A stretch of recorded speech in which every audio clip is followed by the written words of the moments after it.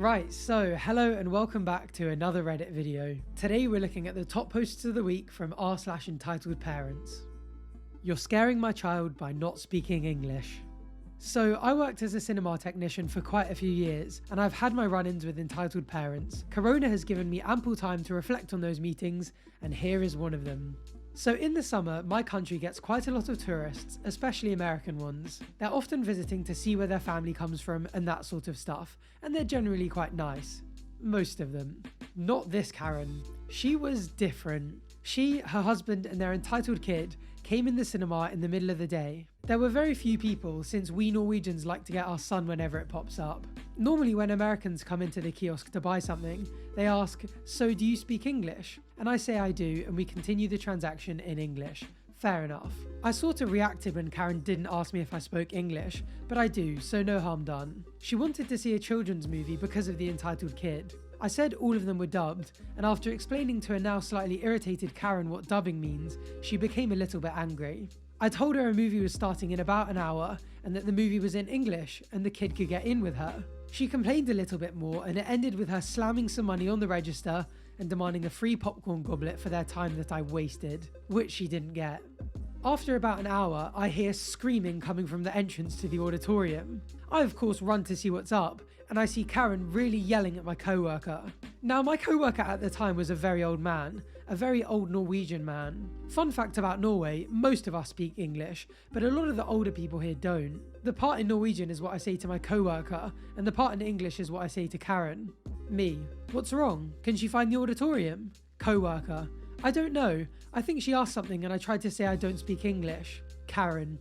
Excuse me, this man refuses to accommodate us. How? He refuses to speak English. He doesn't speak English, he speaks Norwegian. How can he not speak English? This is terrible customer service, and he's scaring my child. I'm sorry, but you're in Norway, and part of the population doesn't. I demand to speak to your manager. I'm sorry, but that won't be possible. Why not?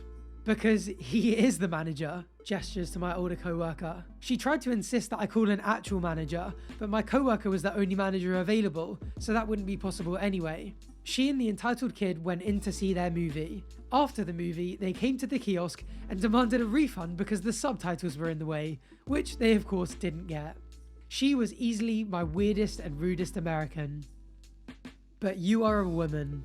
I am very comfortably child-free and female. I have mental health and health issues, and to be honest, it's not something I could bring a child into. I'm single, so dating is fun. This is also a couple of years ago.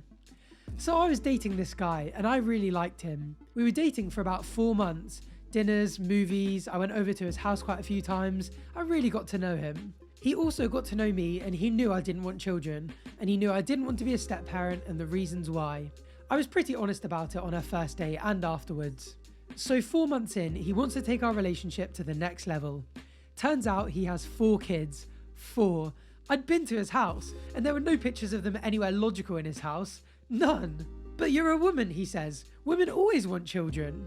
There must be something wrong with you. They're wonderful kids if you just get to know them. They don't need you to parent, but it would be wonderful if you could be there for them.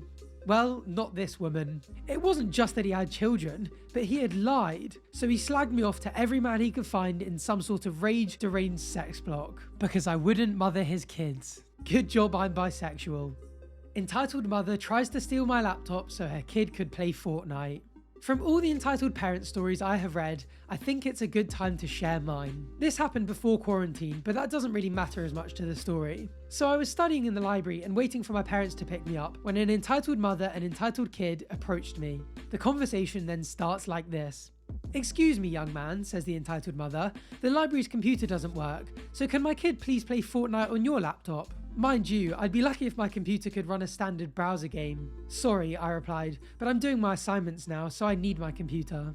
"Oh," chuckles the entitled mother, "I know you're not studying. You better share it with my kid or I'll talk to your parents." "Sorry," I said, "but I really can't. Look, your kid can play it on the library's computer using my card. Do you want me to register it for you? Just be sure to sign out after an hour." "But can it play Fortnite?" she said. Probably not. I'm pretty sure you'll need to register and download all of that stuff." "Please let him play. It'll only be for a few minutes." "I'm sorry, I really can't." The The entitled kid then tries to grab my laptop, but is avoided by me, and the entitled mother storms away. A few minutes later, they came back with one of the library staff. "Hey buddy," says the library staff, "I need you to give the entitled kid his laptop back."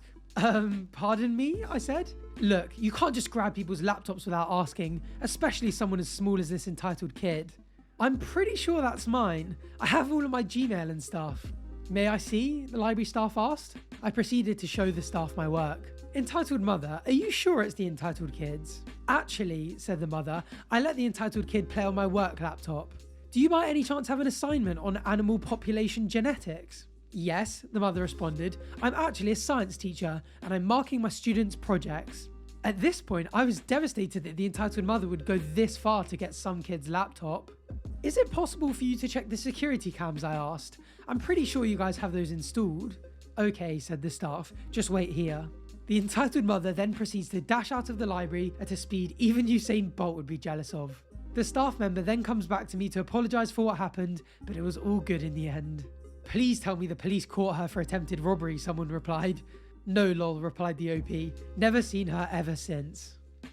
Mother gets mad that our power was out. I work at a fast food restaurant.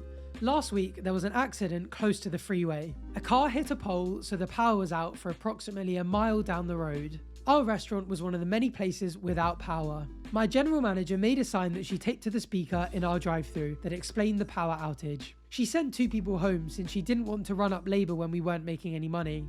It was only me, the general manager, and the new guy. We did as much cleaning as we could without the power until we were left with nothing else to do but hang out in the dining room. First of all, the amount of people that went through the drive-thru, read the note, and came back to knock on the door to ask if we were serving food was ridiculous. We had to throw out all of the food that we made literally right before the power went out because we were in the process of switching to lunch. Most people were understanding when we explained to them that we had nothing to serve them. When the power came back on, we still had to wait for everything to heat up before we could cook anything. I was the only one wearing a headset, so I was explaining to everyone who came through that our power had just come back on and it would take a little longer before anything was ready to serve. And again, most people were understanding. One woman though was really angry.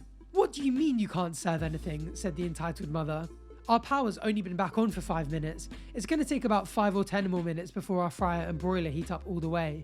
Until then, the only thing we have available is drinks." "But my son and I are hungry." "Well, I'm sorry about that, ma'am. If you want to come back in about 10 minutes, everything should be back to normal." "We only want chicken nuggets. Just give us 2 10 pieces and we'll go." "We don't have any ready," I replied. "We can't cook them until the fryers are heated up. If you come back in 10 minutes, they'll be fresh out of the fryer." "Where is your manager?" snapped the entitled mother. "My manager's in the walk-in, checking on the food to make sure everything's okay in there. I can get her if you like." "Ugh, never mind. I'll go next door where they know how to treat their customers." Okay ma'am. Sorry about that. Have a nice day."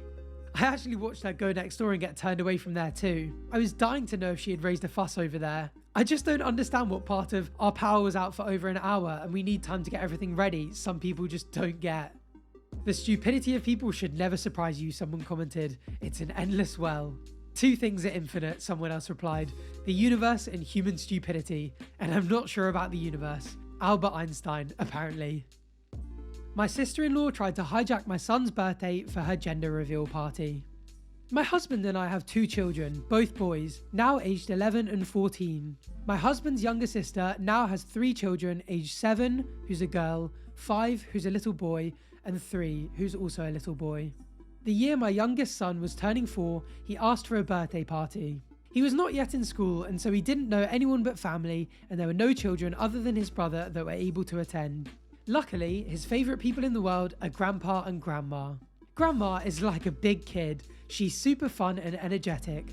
She acts much like a kid herself, and my boys absolutely adore her. I knew they were very busy, so I asked them several months in advance if they could attend his birthday party.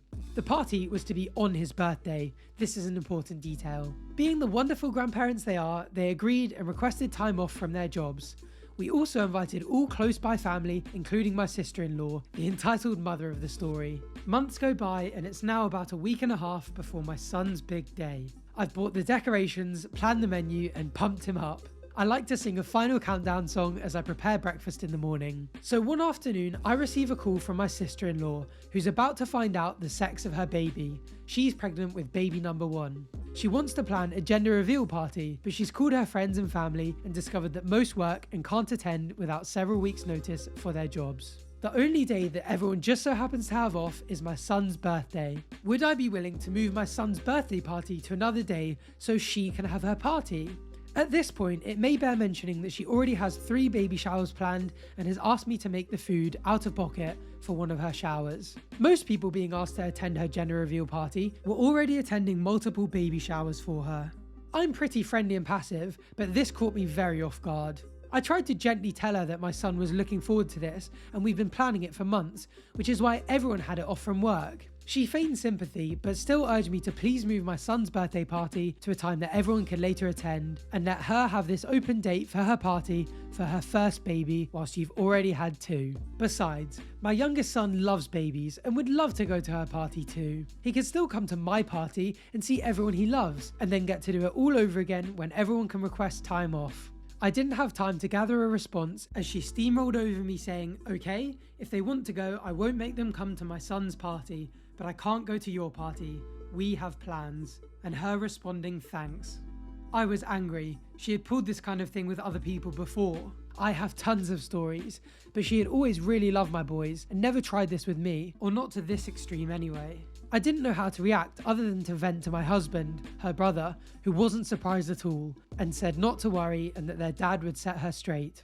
Funnily enough, I was still talking to my husband when I saw my father-in-law calling my phone. I answered and he said that my sister-in-law had told him I had no problem with her hijacking my son's birthday and I had insisted that she have the party and everyone to go to that one instead of my youngest son's. He said that if this was true that he would attend her party, but he would way rather go to the party of my youngest son. He had already gotten presents and they were excited about celebrating a kid that's already here on his big day. I very happily told him that I was never going to cancel his birthday or make him sit through someone else's party on his big day. I mean, he's 4 and I've been counting down for him every morning. What kind of monster would I be? I said that I had told my sister-in-law that people could go to that if they preferred, but that we wouldn't be attending. He said that sounds about right and told her that he's going to my youngest son's party since he requested time off for that, and if she wants another party another day to give him notice. She cancelled or never organised the party and then talked about me behind my back to anyone that would listen for years to follow. Imagine trying to hijack a 4-year-old's birthday, someone commented. Glad it worked out for you and your son. Gender reveals can logically take place at any time before the baby is born, so she can just pick another day and give everyone notice. Facepalm. Agreed, replied the original poster. She had to have known for at least a month in advance when the sex of her baby would be revealed. The doctor always reminds you so you can plan to have your spouse there. She had notice and just didn't make the effort to plan anything. Wow, what a piece of work. And on that ending, that is unfortunately all we have time for today. If you want to catch the next Reddit video, make sure you're subscribed down below so you don't miss out. Thank you for watching and listening, and hopefully I'll see you on the next one. Bye for now.